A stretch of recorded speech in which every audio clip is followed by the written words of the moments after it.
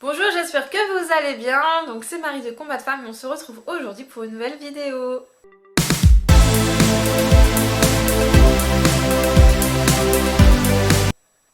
Alors aujourd'hui je voulais quand même parler d'une notion qui me paraît très importante quand on a été victime de maltraitance, notamment dans l'enfance, et c'est le conflit de loyauté.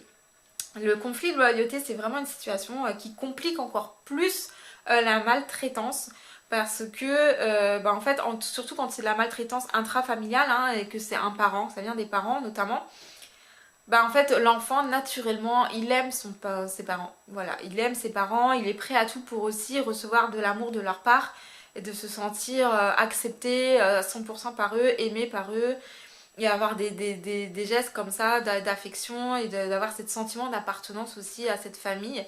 Et donc c'est vrai qu'un enfant est vraiment prêt à tout pour avoir le moindre petit sentiment, le moindre petit geste d'affection et d'amour de la part de ses parents. Et il va aimer naturellement ses parents et donc on va avoir tendance à pardonner plus facilement aussi à ses parents tant qu'on est enfant.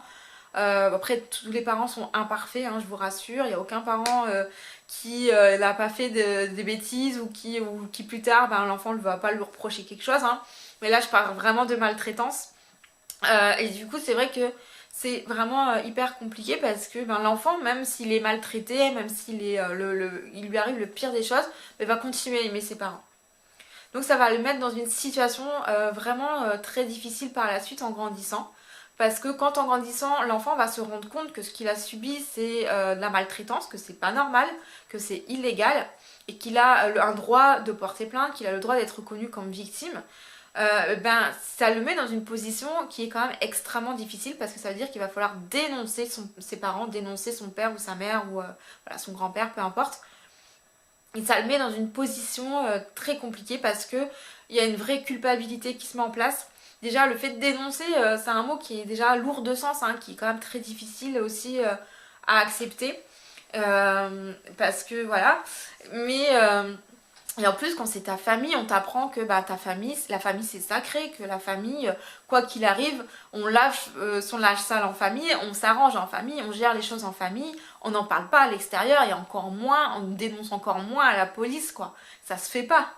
Il y a encore ça qui est quand même très ancré dans la culture en France. Donc la famille c'est sacré. Donc tout ça, ça fait énormément de pression et ça veut dire que l'enfant va avoir ou la victime, voilà, une fois devenue adulte, va avoir cette pression-là de se dire ok, moi j'ai besoin de parler, j'ai besoin de dénoncer, j'ai besoin de porter plainte pour ma construction personnelle, pour aller mieux, pour pouvoir tourner la page, pour pouvoir me construire, avancer. Mais en même temps, ça va me coûter parce que d'un point de vue moral, le fait de dénoncer, c'est quelque chose qui n'est pas facile pour moi. Parce qu'on va me reprocher d'avoir dénoncé un membre de ma famille et qu'on va me faire porter la culpabilité de cette famille qui va exploser. Donc je risque d'être jugée par rapport à ça. Je risque de perdre ma famille ou de perdre certains de mes proches parce que soit ils vont pas me croire, parce qu'ils vont me reprocher cette dénonciation, ou parce qu'ils n'auront pas envie de voir, ils ne seront pas prêts à voir ce qui s'est passé et à accepter la responsabilité, aussi leur propre responsabilité. Donc c'est extrêmement violent pour l'enfant de devoir faire ça. Donc la situation la mieux, c'est quand l'enfant il est vraiment protégé et qu'il y a des adultes autour de lui qui vont voir ce qu'il est en train de vivre et qui vont dénoncer pour lui, qui vont le faire pour lui. Là ça le fait quand même, ça le décharge d'un sacré fardeau. Mais la plupart du temps, ça se passe pas comme ça. Et du coup, c'est à l'enfant, une fois grand, ou quand il en a la possibilité, de parler, de dénoncer, de porter plainte. Et ça, c'est extrêmement compliqué. Après, il faut comprendre que c'est dans votre droit. C'est votre droit de porter plainte. Comme si vous vous faites cambrioler, si vous vous faites arnaquer, il n'y a personne qui va vous reprocher de porter plainte. Hein, au contraire, on va vous inciter à le faire parce qu'on trouve ça normal. C'est la même chose en cas de violence intrafamiliale en fait. Le fait que ce soit votre famille, ça rend le crime encore plus grave parce que la famille est censée être là pour vous protéger, vous aider à vous construire et donc pas à vous détruire.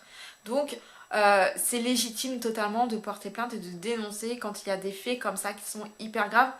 Donc par contre n'hésitez pas à vous faire accompagner par des psychologues ou des thérapeutes qui sont formés au psychotrauma et qui vont vraiment, qui connaissent aussi le système judiciaire et qui connaissent ce système de culpabilité, qui vont vous aider à vous débarrasser de ça, qui vont vous accompagner pour le faire dans de bonnes conditions. parce que il est forcément, ce conflit de loyauté, vous allez l'avoir à un moment ou à un autre, c'est obligé. Et si vous l'avez pas personnellement, bah, on va vous le renvoyer à un moment ou à un autre aussi. Donc il faut vous préparer à ça, il faut vous protéger de ça.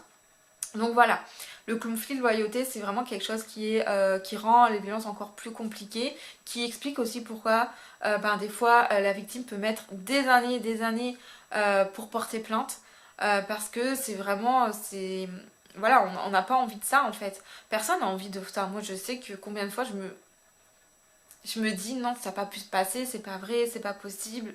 Et puis de me dire, bah ouais, mais il a aussi fait des bonnes choses, il y a aussi des bons moments, il y a eu.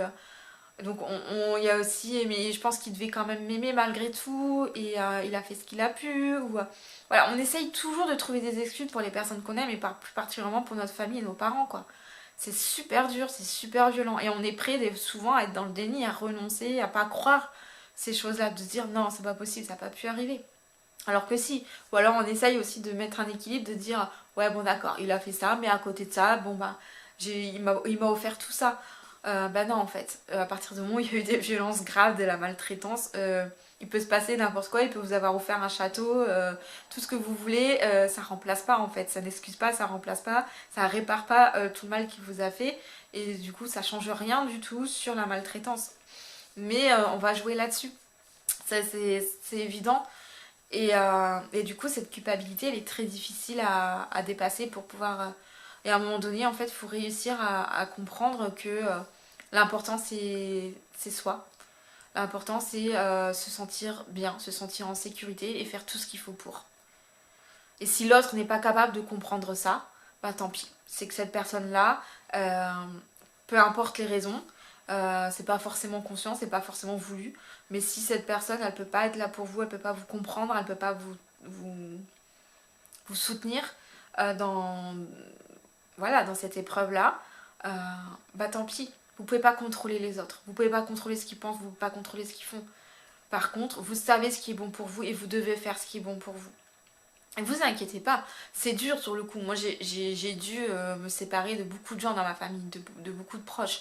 Euh, Ça a été très dur sur le coup et j'ai eu ce conflit de loyauté et j'ai énormément culpabilisé en me disant moi ils vont souffrir, ils vont pas comprendre. Et donc la décision a été très compliquée à prendre. Le moment de passage à l'acte, d'annoncer que je coupais les ponts, ça n'a pas été simple non plus. Et effectivement, on a tout fait pour me culpabiliser. Mais aujourd'hui, je me sens libérée de tout ça et je regrette absolument pas d'avoir pris ces décisions-là. C'était la bonne décision pour moi et ça m'a permis d'avancer. Ça m'a permis d'avancer sur mon chemin de guérison, sur ma construction. Si j'avais pas fait ça, j'aurais été restée bloquée à un certain niveau et je serais allée de moins en moins bien. J'aurais été de plus en plus frustrée parce que j'avais besoin de ça pour avancer, j'avais besoin de ça pour mon bien-être, pour ma santé. Donc, faut vous faire passer en priorité. Et puis, en fait, ben oui, on choisit pas sa famille, hein. Et s'il y a eu de la maltraitance, si les gens sont pas là pour vous, c'est que c'est pas entre guillemets une bonne famille. Donc du coup, au final, vous perdez rien, hein. Vous perdez rien. C'est juste un sentiment, c'est juste une impression, c'est juste un fantasme, mais vous le perdez pas en réalité. Et vous allez pouvoir retrouver voilà, des relations plus saines, vous allez pouvoir retrouver de l'amour, vous allez pouvoir retrouver du soutien ailleurs, avec d'autres personnes que vous allez rencontrer sur votre chemin, qui seront de belles personnes, qui seront des personnes positives pour vous et qui seront là pour vous.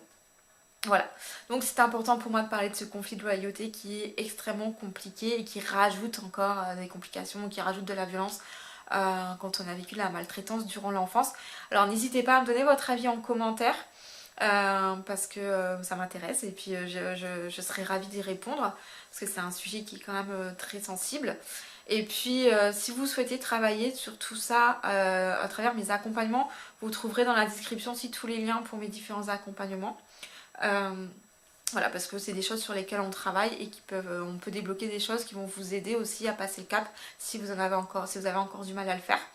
Et puis merci de vous abonner pour soutenir mon travail, de commenter, de liker et puis de partager mes vidéos. C'est vraiment très important pour moi de me faire connaître et de monter dans l'algorithme sur YouTube et de pouvoir partager mon message au maximum de personnes. Et puis surtout, en attendant, prenez soin de vous et je vous dis à très bientôt, à samedi prochain pour une nouvelle vidéo.